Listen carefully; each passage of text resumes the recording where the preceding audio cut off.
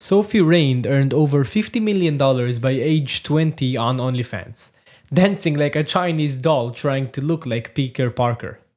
When asked about what she thinks of how she makes her money, she responded, "People say it's wrong, but I keep my values and laugh all the way to the bank. Hee hee hee." Her biggest fan, Charlie, reportedly paid her over $4 million. When asked about him, Rain said, "He's not a creep, he's just a sweet old guy. We just talk and he says good morning every day." Great maturity, Sophie. But, take a look at Lilly Phillips, the OF model. At least she made a campaign of fucking older men. Now that's what I call community service.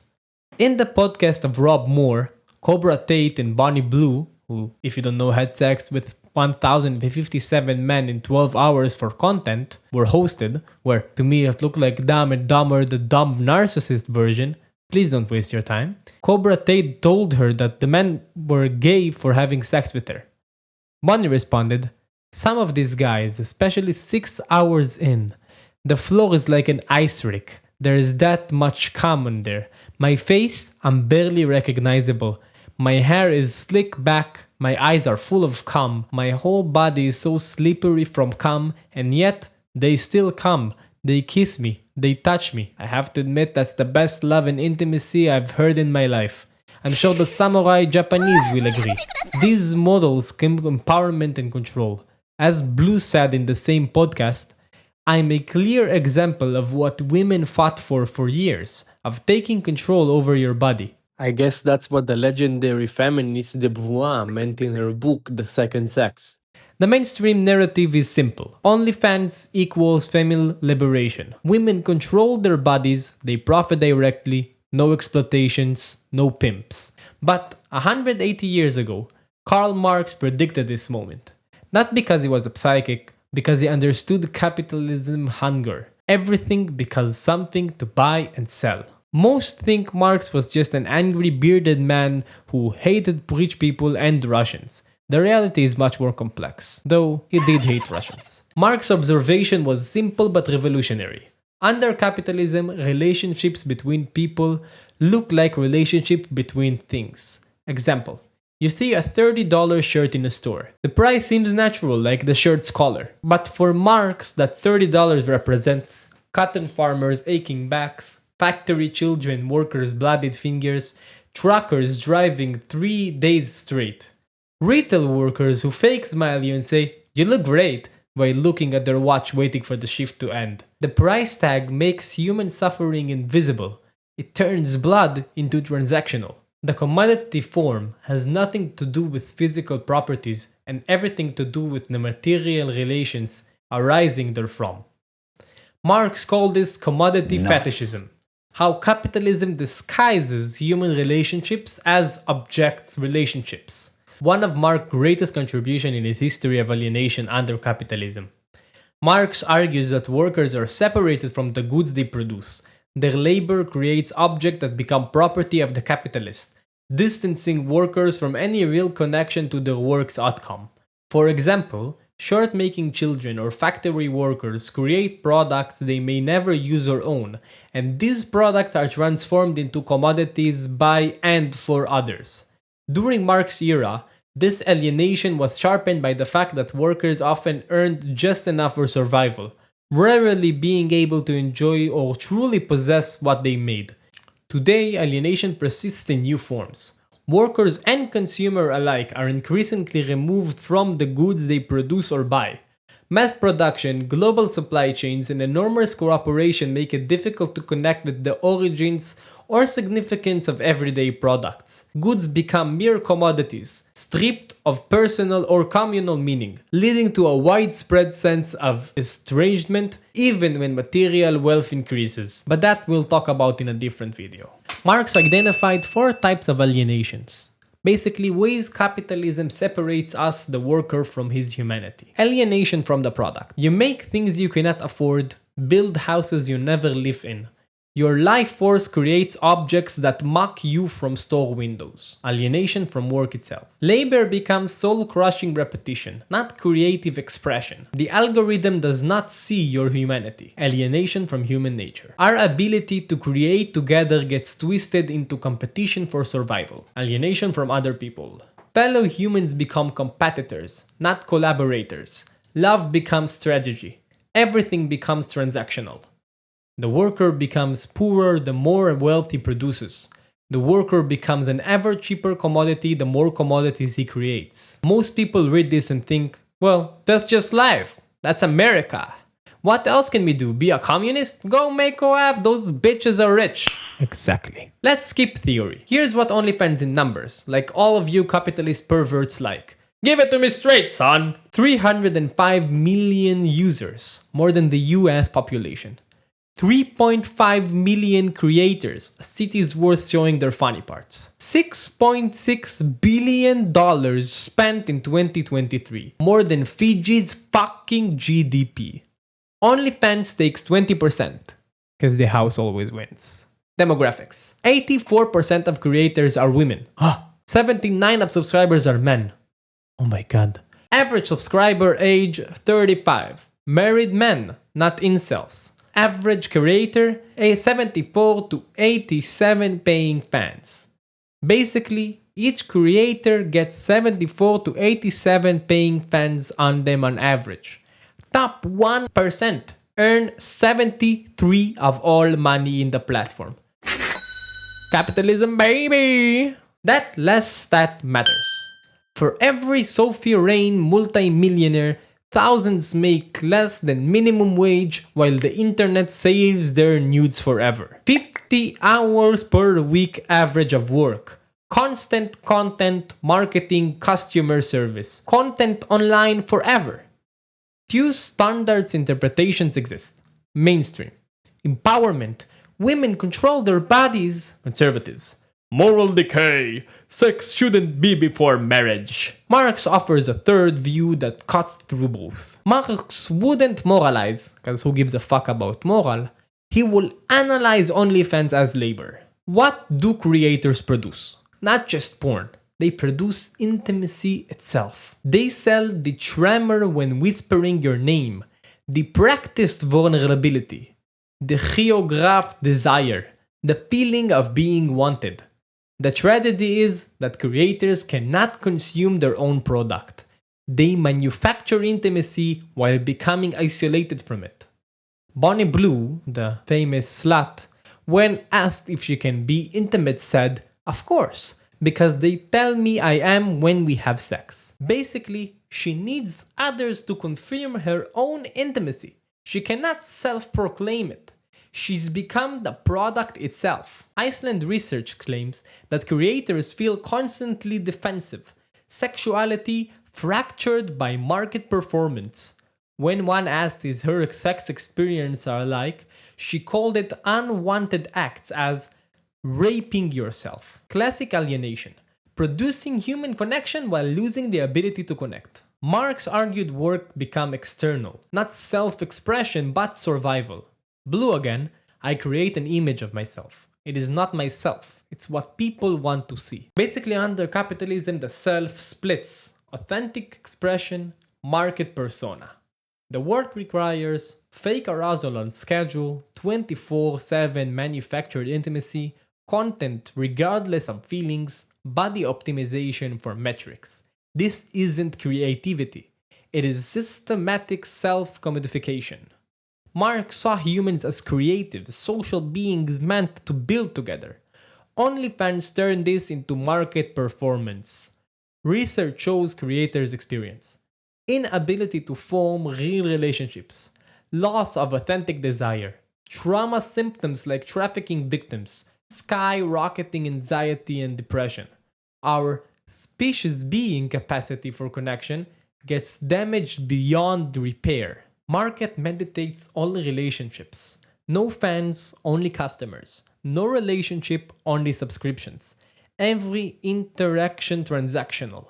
Genuine connection is simply impossible. Marx wrote that female and male relationships reveal the extent to which the human being has become human. OnlyFans takes this most natural relationship to make it to pure commodity. Subscribers pay product, not person. Creators serve market, not individuals. Although Marx would not condemn the OnlyFans creators, he will condemn the system that makes selling intimacy feel like the best available option. His critique cuts deeper than individual choices to expose capitalism's fundamental corruption. The relentless transformation of everything human into something that can be bought and sold. This process does not stop at labor or products. It colonizes our most intimate relationships, our bodies, our capacity for connection itself. What appears as personal empowerment becomes, under Marx's lenses, a symptom of society-wide dehumanization. Marx understood this dynamic long before platforms existed. He wrote, "Prostitution is only a specific expression of the general prostitution of the laborer. And since it is a relationship in which not only the prostitute and the one who prostitutes himself, but also the one who prostitutes, and the latter's abomination is still greater, the capitalist, etc., also comes under this head." His point wasn't moral judgment but structural analysis. When economic survival requires selling aspect of yourself that should remain outside market logic, i.e., your body, your intimacy, your authentic desire, then both seller and buyer become trapped in the degrading transaction. The platform takes its cut, the creator optimizes content based on metrics, the subscriber consumes intimacy like any other product, everyone participates in what Marx called universal prostitution, the reduction of human relationship to market exchanges. This isn't liberation, it is capitalism's ultimate achievement, convincing us that our own commodification equals empowerment. It's like celebrating Formula 1 while condemning car crashes. Both rely on the same logic of speed and risk, just with different marketing. No matter how much control creators feel they have, transforming intimacy into market product means accepting the fundamental premise that human connection should have a price tag. The real freedom Marx envisioned would eliminate the conditions that make such choices feel necessary in the first place. So calling OnlyFans empowerment misses Marx's deeper insight. This is not freedom, it's what capitalism demands for survival. True liberation would mean imagining and building a world where bodies, love, and authentic human connection never need to be sold. Viva la revolution! Before you grab your red flag and Lenin, screaming, "Seize the means of production," and calling for the dictatorship of the proletariat, consider another good-looking motherfucker, this time is French, Jean-Paul Charles Aymard Sartre. Man flees freedom because freedom means anxiety, responsibility, the unknown. Sartre's point is very simple. Freedom, freedom, freedom! This is the part when I break free. From birth, you decide everything. Can't control circumstances, but you control your response. While Sartre acknowledges harsh circumstances and structural limits, he insists that we remain fundamentally free to choose how we respond, and to claim otherwise is bad faith. I'm not French, so in French it says, "Mauvais fait." Bad faith by Sartre, the one to whom the lie is sold and the one who lies are one and the same person. I must know the truth. In my capacity as deceiver, though it is hidden from me in my capacity as the one deceived. French always sounds so sexy, but you never understand anything they say. Easy enough. Bad faith is when instead of admitting your own freedom, you're choosing of giving up on it by claiming that is not your fault. Basically giving an excuse of "I'm late to work because of traffic" in the most shallow case possible. But here is where Sartre gets darker. Most people live in bad faith, lying to themselves about their freedom. They pretend they have no choice. I have to do OnlyFans for money. I have to subscribe because I'm lonely and addicted. Creator to herself in the bad faith dialogue, "I'm forced into this, student loans, rent, no other skills, the system made me do it." Sartre responds, You chose college. You chose expensive housing. You choose not to develop other skills. You choose this path daily. Now show me your titties. Are you ready to jingle your bells? Subscriber to himself. I cannot help it. I am addicted, lonely. It's my brain chemistry. Sartre responds. You choose to open the app. You choose to enter your credit card. You choose isolation over the hard work of real connection.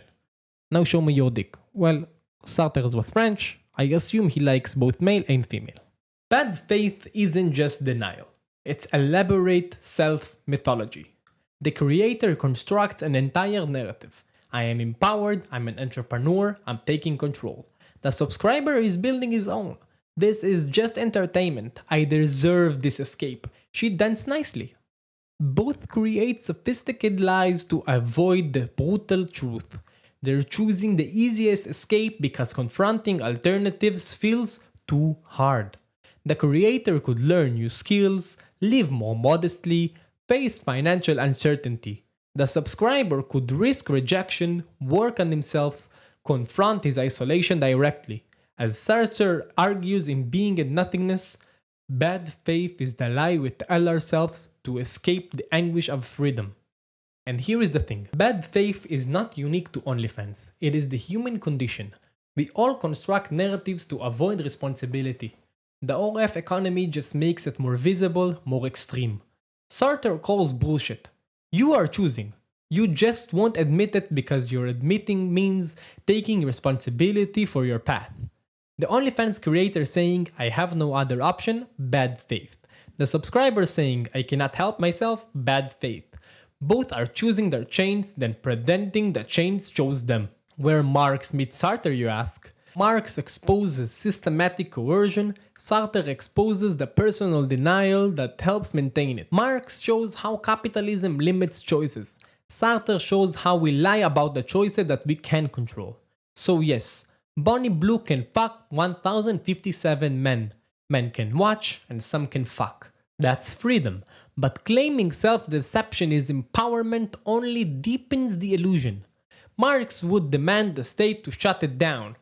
Like China, Russia, Saudi Arabia, Iran, North Korea, Cuba, and many more countries where OnlyFans is illegal. I do not personally want OF illegal. Like Rick and Morty says, I don't care about rules, they either way should not exist. But normalizing OF, calling it empowerment, that's capitalism forcing everything to have a price tag while we pretend we're free. I agree with Sartre, although I prefer Camus and his bolder if we talk French, but whatever. We control how we play our own cards, but at least be honest about what game you are playing. Hate the game, don't hate the player. Ice-T, don't hate the player. The 7 deadly sins. But sexuality, on the other hand, remains sacred. As Al Pacino said in Scent of a Woman, women's legs are the passport to heaven. Or quote Pacino, she had a great ass! And you got your head all the way up in it! The divine can't be sold like street garbage. Not because bodies are holy. I will not fuck 1,000 people just because it gets boring. Not because it's morally wrong. But the sacred needs protection from the market. This understanding that sex carries sacred meaning isn't some modern innovation. It's ancient wisdom that spans virtually every human culture. Even the Abrahamic religions such as Judaism, Christianity, and Islam, despite the restrictions, reveal something crucial.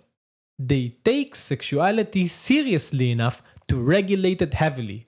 That gravitas itself tells us something important. As much as I don't agree with their frameworks of sin, shame, and control, but the very fact that this tradition saw sex as powerful enough to require careful boundaries suggests that they recognize forces at work beyond mere physical pleasure. They understood, even through their restrictive lens, that sexuality touches something profound in human experience. Look deeper into history, at Taoism, Tantra, Shinto practices, ancient Greek and Roman spirituality, and you discover sexuality understood as a direct conduit for divine energy.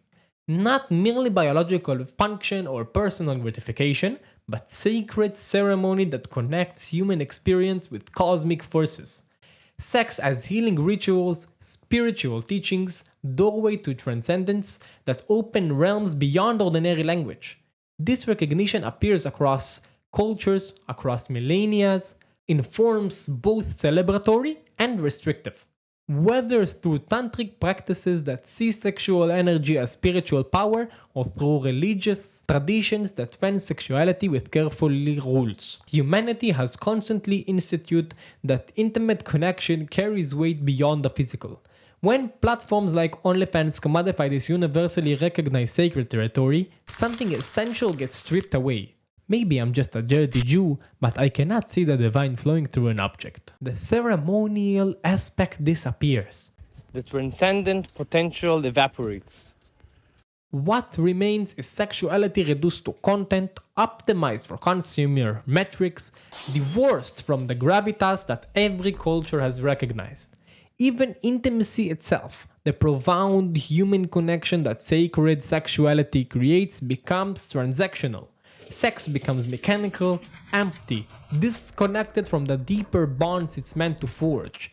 It's pleasure without purpose, physical release without spiritual nourishment. The tragedy isn't moral for me, it is spiritual. When something that every human culture has recognized as carrying the right weights gets reduced to a subscription service, and $10 a month, not less, we lose access to experiences that exist entirely outside of market logic.